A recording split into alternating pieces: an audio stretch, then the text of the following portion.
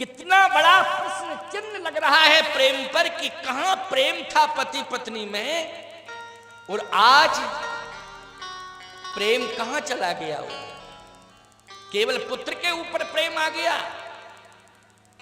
अगर पति सामने खड़ा हो और पति के बगल में पुत्र खड़ा हो और पुत्र के बगल में संपत्ति रखी हो, ये तीन तुम्हारे सामने हैं, पति है, पुत्र है और संपत्ति है। धर्म क्या कहता है, सनातन संस्कृति क्या कहती है? सबसे पहले किसे स्वीकार करना चाहिए? पति को स्वीकार करना चाहिए। पुत्र का स्थान बाद में आता है। वो संपत्ति अंपत्ति तो फिर थर्ड नंबर पे है, थर्ड पोजीशन पे। क्यों भाई? लेकिन पहले पति। एक ही धर्म एक व्रत नेमा, काहे बचन मन पति पद प्रेमा। पति के प्रति समर्पण हो, पति के चरणार बिंदों में प्रेम निछावर हो पत्नी का। पुत्र कहां चला जाएगा? पुत्र चला कहां जाएगा? पुत्र तो तुम्हारे पास ही रहेगा। बोलो, रहेगा कि नहीं रहेगा? और जहां पति के चरणों में समर्पण होगा, संपत्ति तुम्हारे चरणों में सदा लौटती रहेगी। ये मैं चैलेंज से कह रहा हूं। संपत्ति भी कहीं नहीं जाएगी। जहां सुमति तहां संपत्ति नाना, और जहां कुमति तहां विपत्ति निधाना। संपत्ति कहां चली जाएगी? संपत्ति तो तुम्हारी दासी बन जाएगी, तुम्हारे चरणों में लौटेगी। लेकिन सिद्धांत पर अटल रहो। कैकेयी जी पति की ओर देख रही हैं क्या? पुत्र की ओर देख रही हैं, और सेकंड पर राज्य की संपत्ति की ओर देख रही हैं। राज्य बेटे को मिलना चाहिए, इसका मतलब है आकर्षण संपत्ति के ऊपर भी हो गया कि नहीं? पति तो रो रहा है, कहा मैं मर जाऊंगा। कैकेयी जी ने कहा ये तो आपका विषय है, आपकी सोच है, आपकी समझ है, आप डिसीजन लें, आपको जो डिसीजन लेना हो। आपके विवेक पर निर्भर कर रहा है। मुझसे आप बार बार क्यों कहलवा रहे हैं? आपको जिंदा रहना है या मरना है, ये आपके विवेक पर डिपेंड कर रहा है, आपके प्रारब्ध पर डिपेंड कर रहा है। कहीं आपका प्रारब्ध तो आपको मरने के लिए विवश नहीं कर रहा है। लेकिन बहिरंग दृष्टि से एक पत्नी का रोल उचित नहीं है। प्रारब्ध के लिए परमात्मा जिम्मेदार है, पत्नी नहीं है। बोलो भाई, पत्नी है जिम्मेदार कि परमात्मा? परमात्मा जिम्मेदार है, पत्नी नहीं है। पत्नी को तो लोक धर्म का निर्वाह करना चाहिए। और लोक धर्म क्या कहता है? लोक धर्म कहता है कि मन वचन कर्म से एक पत्नी को पति के चरणों में समर्पित हो जाना चाहिए। ये लोक धर्म कह रहा है, और यही सनातन धर्म भी कह रहा है। केवल लोक धर्म नहीं, ये सनातन धर्म भी कह रहा है। ये वेद मत भी है, केवल लोक मत नहीं है, वेद मत भी है। ये वेद भी यही कह रहा है।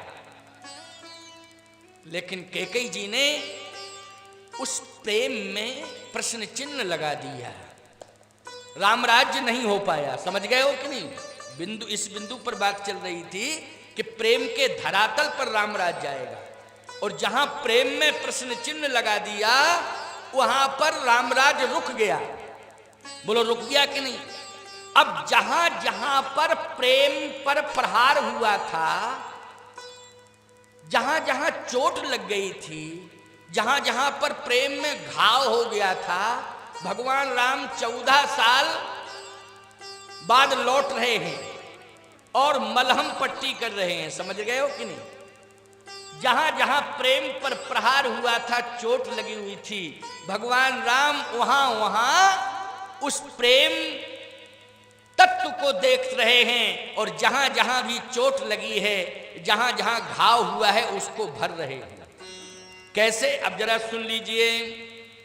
भगवान राम अकेले नहीं आए अयोध्या में। बोलो, अकेले आए कि सभी बानर भालुओं को लेके आए? बानर भालुओं को लेके आए। क्यों लेके आए बानर भालुओं को?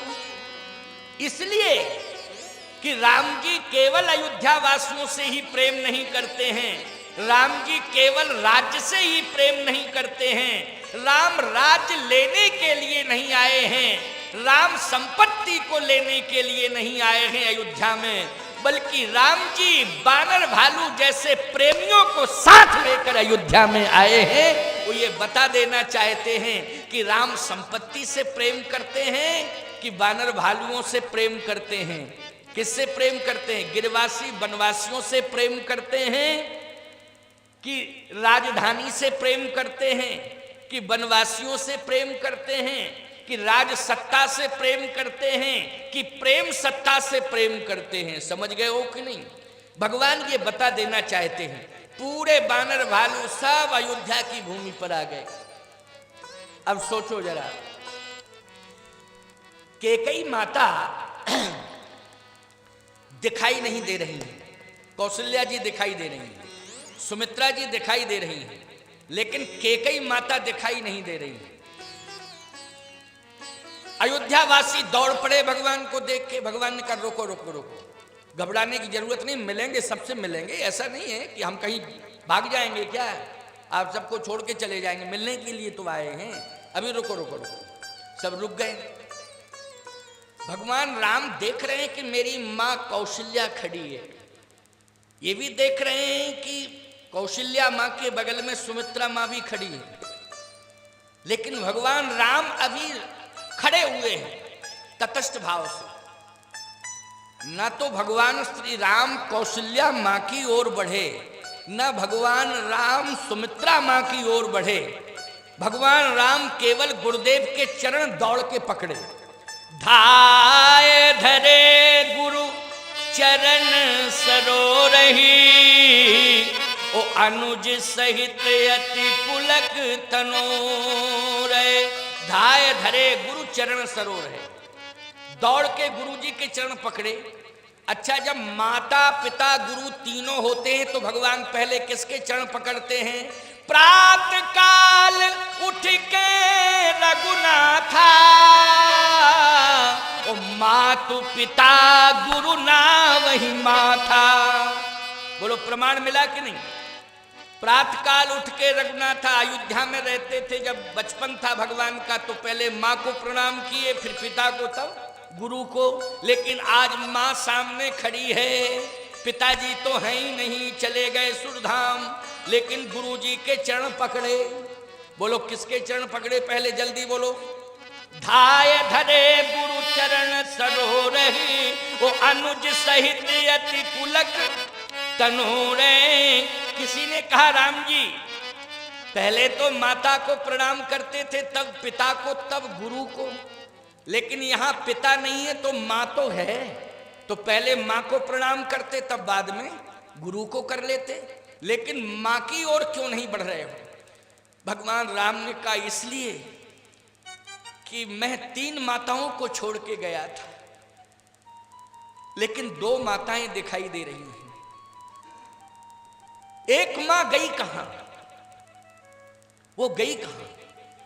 पिता के बारे में तो पता है कि वो अयोध्या छोड़ के चले गए और सदा सदा के लिए चले गए, लेकिन जाने के बाद भी अयोध्या वासियों हम इसलिए बार बार पिता को याद नहीं कर रहे हैं, मां कैकेयी को याद कर रहे हैं, क्योंकि पिता मुझे अयोध्या से जाने के बाद लंका में मिल गए। कहां मिल गए? लंका में मिल गए। उनसे मिलके ही मैं अयोध्या आया हूं। अयोध्यावासी अपना सिर खुजलाने लगे, लंका में मिल गए। उनकी तो अंत्येष्टि हो गई थी, सरजू तीर चिता बनाई। क्यों भैया? सरजू के किनारे चिता बनाई, उसमें अग्नि संस्कार हो गए। फिर लंका में गोस्वामी जी कह रहे, हम नहीं कह रहे, कहीं अवसर दशरथ तहीं आए, वो तनय बिलोक नयन जल छाए, वो अनुज सहित प्रभु बंदन कीना, वो आशीर्वाद पिता तो दीना। बोलो, दशरथ जी आए, भगवान ने प्रणाम किया, दशरथ जी आशीर्वाद देके चले गए। चले गए कि नहीं चले गए? ये रामायण की चौपाइयां हैं इसलिए बोल रहा हूं। क्या भांग खा के बोल रहा हूं कि मनमुखीपन से बोल रहा हूं? कई अवसर दशरथ कहीं आए, तनय विलोक नैन जल छाए, अनुज सहित प्रभु बंदन कीना, आशीर्वाद पिता तो दीना। तो भगवान राम बोले पिताजी से तो आशीर्वाद लेके मैं चला ही आ रहा हूं, लेकिन सोच रहा था कि पिताश्री का आशीर्वाद मिल गया, लेकिन अब तीनों माताएं मिलेंगी तो उनसे भी आशीर्वाद लूंगा, और गुरुदेव मिलेंगे तो उनसे भी आशीर्वाद लूंगा। लेकिन आज मैं गुरुदेव को प्रणाम करके गुरुदेव से यह पूछ रहा हूं कि मेरी मां कैकेयी गई कहां, ये बताओ आप। इसलिए प्रणाम करने के लिए कौशल्या जी के पास नहीं गए, सामने खड़ी रही वो, लेकिन गुरुदेव के चरणार बिंदों में दौड़ पड़े राम जी, दौड़ के चरण पकड़ लिए और रोते हुए कहा गुरुदेव ये बताओ कि पिताश्री के बारे में तो समाचार मिल गया मुझे कि वो अयोध्या छोड़ के चले गए, और इतना भी मुझे आपको भी भान हो गया होगा, और मैं तो स्पष्टीकरण दे रहा हूं कि लंका में उनका दर्शन भी हुआ है, मुझे आशीर्वाद दे के वो चले गए। लेकिन मैं आज आपके चरणों को पकड़ के ये पूछ रहा हूं कि मैं 3 माताओं को छोड़ के गया था अयोध्या में, लेकिन 2 ही क्यों दिखाई दे रही हैं? कैकेयी मां कहां गई? क्या अयोध्या में नहीं है? और नहीं है तो क्या जम्मू कश्मीर, कश्मीर मायका था ना, क्या कश्मीर चली गई, अथवा इस देश को छोड़ के ही चली गई? आप बताएं मुझे कहां है वो? क्योंकि यहां प्रेम में प्रश्न चिन्ह लगा हुआ है। बोलो लगा कि नहीं लगा? प्रेम के धरातल पर ईमानदारी से बताओ प्रश्न चिन्ह खड़ा हो गया कि नहीं हो गया? अब कैसे रामराज जाएगा? मैंने आपको पहले ही बता दिया था कि प्रेम के धरातल पर रामराज जाएगा, आएगा कि नहीं आएगा? और प्रेम के धरातल पर अगर कहीं किसी प्रकार का प्रश्न चिन्ह खड़ा हो गया है तो रामराज कैसे खड़ा होगा? प्रश्न चिन्ह हटा दो, किसी भी प्रकार की कोई टिप्पणी नहीं होनी चाहिए, बिल्कुल पारदर्शिता होना चाहिए। प्रेम के धरातल में रामराज अपने आप खड़ा हो जाएगा, बहुत ज्यादा प्रयास करने की आवश्यकता नहीं पड़ेगी। लेकिन सुनते जाइए, बहुत क्लियर बोल रहा हूं, 5 बजे तक बोलूंगा, क्योंकि तुम लोगों को तो आनंद मिल रहा है, हम जान रहे हैं, लेकिन हम पर जो बीत रही वो मैं जान रहा हूं। परंतु तुम्हें आनंद मिले कोई दिक्कत नहीं मुझे, क्योंकि आनंद देने परमार्थ के कारण साधुन धरा शरीर, परमार्थ के लिए ही तो ये शरीर साधु का बनाया। घर गृहस्थी का जंजाल छोड़ करके निकल गया, बचपन से ही निकला घर से, घर गृहस्थी का जंजाल, माता पिता परिवार पड़ोसी सब छोड़े, साधु बना। क्यों? तुम सबको प्रेम देने के लिए, परमार्थ के पथ पर चलकर परमार्थ का संदेश देने के लिए ये शरीर है, इसलिए हम चिंता नहीं करते हैं। लेकिन तुम्हें आनंद मिलना चाहिए, सबको आनंद मिलना चाहिए, सभी को आनंद मिले। तो आओ सुनो, भगवान राम ने कहा कि ये बताइए गुरुदेव कहां है वो, मां कैकेयी कहां है? वशिष्ठ जी ने कहा वो अयोध्या में ही है। तो अयोध्या में है तो फिर समूह में क्यों नहीं है, समाज में? इसका मतलब है कि समाज ने बहिष्कार कर दिया है, तभी तो नहीं है। क्यों भाई? जैसे नदी गांव में सब दिखाई देवे और कुछ लोग ना दिखाई देवे, तो कहां है वो? पूछा जाएगा कि नहीं? तो नहीं है समाज के अंदर, तो समाज ने त्यागा है ना, त्यागा है। तो समाज के अंदर यदि नहीं है माता कैकेयी, तो समाज ने क्या ठुकरा दिया है? और यदि समाज ने ठुकराया है तो कारण क्या है? क्या राम का वनगमन? और यदि राम का वनगमन कारण है तो राम से प्रेम क्या करते हैं अयोध्यावासी? जब चित्रकूट में मैंने स्पष्टीकरण दे दिया था, अगर राम से प्रेम करते हैं तो राम की बात भी तो माननी चाहिए थी। जब मैंने चित्रकूट में कह दिया था दोष दे जननी जड़ते जिन गुरु साधु सभा नहीं सही, माता कैकेयी को दोष मत देना। ये राम का वाक्य है कि माता कैकेयी दोष लायक नहीं है, उनको दोष देने की आवश्यकता नहीं है। ये राम हृदय से कह रहा है, अयोध्या वासियों मैं हाथ जोड़ के प्रार्थना करता हूं कि मेरी माता कैकेयी को दोषी मत ठहराना। तो अगर प्रेम करते हैं अयोध्यावासी तो राम की बात भी तो माननी चाहिए थी, और यदि बात नहीं मानी तो राम कैसे अयोध्या के राज्य को स्वीकार करेगा?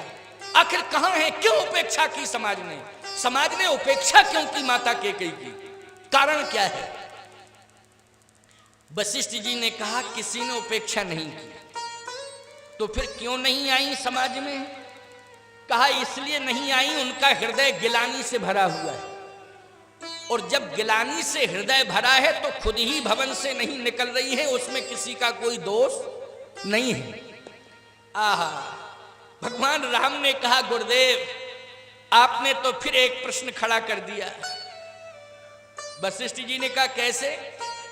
भगवान राम कहते हैं आपने एक शब्द कहा कि गिलानी के कारण, कैकेयी का हृदय गिलानी से भरा हुआ है, इसलिए गिलानी के कारण कैकेयी नहीं निकली है भवन से बाहर।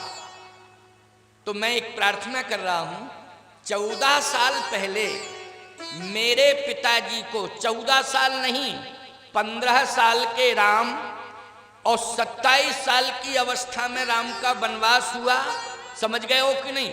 और 28.5 साल बाद राम जी लौट के आ गए। तो 28 साल पहले भगवान राम कहते हैं 28.5 साल पहले मेरे पिताजी के हृदय में गिलानी हुई थी। एक बार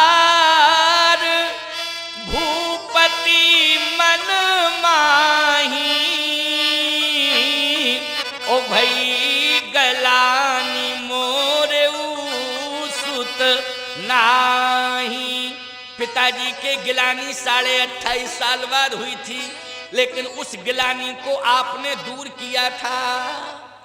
बोलो, जब पिताजी की गिलानी को आपने 28.5 साल बाद दूर किया, 28.5 साल पहले दूर किया था, तो 28.5 साल बाद आप माताजी की गिलानी कर पाए? नो भाई, आप ही तो गुरु हैं। उस समय भी आप ही गुरु थे, इस समय भी आप ही गुरु हैं। जब पिताजी की गिलानी आप दूर कर सकते हैं तो माताजी की गिलानी आप दूर नहीं कर पाए। ये बात मेरी समझ में नहीं आ रही। अब कैसे रामराज जावे, कैसे सिंहासन पर राम बैठे? आपसे मेरी प्रार्थना है, निवेदन है, हाथ जोड़ के प्रार्थना है, आप मेरी शंका का समाधान करें कि आप माताजी की गिलानी को दूर क्यों नहीं कर पाए। वशिष्ठ जी ने एक बात कही, क्या? राम, अगर पुत्र के द्वारा, संतान के द्वारा, पुत्र के द्वारा अगर मां और बाप के हृदय में गिलानी भर दी गई उसकी वाणी के द्वारा, तो याद रखना जिन शब्दों के द्वारा, सुनिए जरा, जिन शब्दों के द्वारा गिलानी हृदय के अंदर पहुंची है, जब तक उन शब्दों को वापस नहीं लिया जाएगा तब तक गिलानी दूर नहीं हो सकती, ना कोई कर सकता है। और जिसने शब्द बाण छोड़ करके गिलानी पहुंचाई है, घायल किया है, उसी के शब्दों के द्वारा वो गिलानी वापस होगी, और 3% आदमी के द्वारा नहीं होगी। तो राम ये तो समझो कि कैकेयी के हृदय में जो गिलानी भरी है वो किसने भरी है? गिलानी कह किसने भरी है? का कैकेयी के हृदय में जो गिलानी भरी है, वैसे तो दशरथ जी का प्राण परित्याग हो गया, इतनी बड़ी समस्या नहीं हुई, फिर बोले गिलानी तो भरत ने भर दी है। कैसे? कि भरत लौट करके आ गया, राम चित्रकूट से लौट के भरत आया, लेकिन अभी तक भरत ने कैकेयी को स्वीकार नहीं किया। और बोले त्याग किसने किया था? कहा भरत ने। जो पै कुरुचि रही अस तो ही, ओ जन्मत काहे न मारिस मोही, ओ पेड़ काट ते पल्लव सींचा, ओ मीन जियत नित बारी उलीचा हंस वंश दशरथ जनक राम लखन से भाई, जननी तू जननी भई विदिशन कछु न बसाए। ऐसा वाक्य भरत ने बोल दिया था, मैं खड़ा खड़ा सुन रहा था। क्या कि हंस वंश, हमारा जो रघुवंश है वो हंस के समान पवित्र है हमारा वंश। दशरथ जनक, मेरे पिता महाराज श्री दशरथ वास्तव में महापुरुष हैं, महान हैं। और राम लखन से भाई, मुझे राम लक्ष्मण जैसे भाई मिले, चक्रवर्ती सम्राट महाराज दशरथ जैसे पिता मिले, रघुवंश जैसा वंश मिला। ये मेरे जीवन का सौभाग्य है। भरत ने कहा लेकिन सबसे बड़ा दुर्भाग्य है तू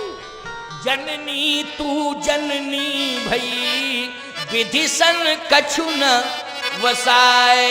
लेकिन तूने अपने माता पिता की परंपरा यहां रघुवंश में लागू कर दी।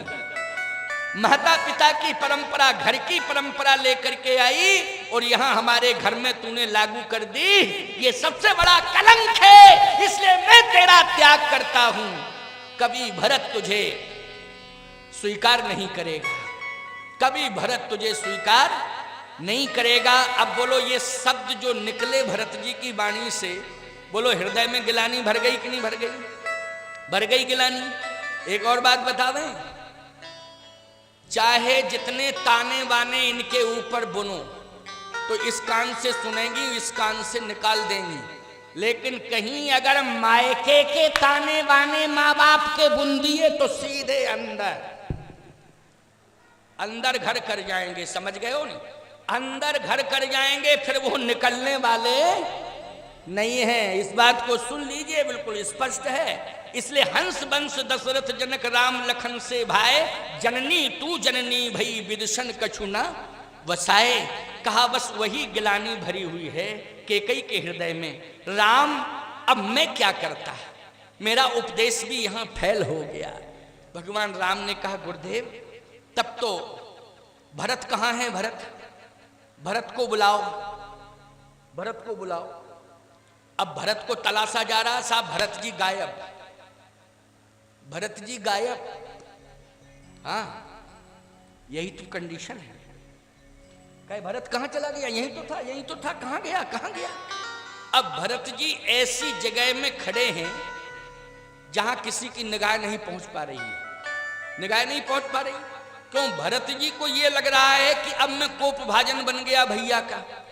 गुरुदेव कह रहे हैं अब मैं भैया का कोप भाजन बन गया। और निश्चित है कि जब बड़ा व्यक्ति क्रोध में आता है तो आदर्श छोटा, चाहे भाई हो चाहे पुत्र हो, बोलो वो आंखों से ओझल हो जाता है कि नहीं हो जाता? जल्दी बोलो। इसी में मर्यादा है कि सीना तान के अकड़ के खड़ा होता कि क्या बिगाड़ोगे, है तुम्हारे अंदर ताकत हमसे बात करने की? आजकल यही तो स्थिति है। लेकिन जो मर्यादित होते हैं, जो आदर्श होते हैं, वो विनम्र होते हैं और बड़ों की आंखों से आंख नहीं मिलाते हैं, आंखों से ओझल हो जाते हैं कि नहीं? और जब मामला ठंडा हो जाता है तो आके पैर पकड़ लेते हैं। क्यों भाई, यही परंपरा है कि नहीं? तो भरत जी ने देखा कि भैया का कोप भाजन में बन रहा हूं, तो तुरंत इधर उधर हो गए, आंखों से ओझल हो गए। भगवान राम ने कहा अयोध्या वासियों से कि अभी आप सब मिलने की कोशिश मत करना, अभी तो मैं रूठी मां को मनाने जा रहा हूं। किसको मनाने जा रहा हूं? रूठी मां को। तो प्रभु जानी कैकेयी लजानी, और प्रथमता सुग्रह गए भवानी। तो सबसे पहले कैकेयी के भवन में गए, और जैसे ही कैकेयी के भवन में गए तो दशा क्या है कैकेयी की? दशा ये है कि कैकेयी की आंखों से आंसू ऐसे गिर रहे जैसे सावन भादों में झड़ी लग जाती ना, पानी की झड़ी, सावन भादों झरझर झरझर झर, ऐसे ही झरझर झरझर झरझर आंसू गिर रहे हैं।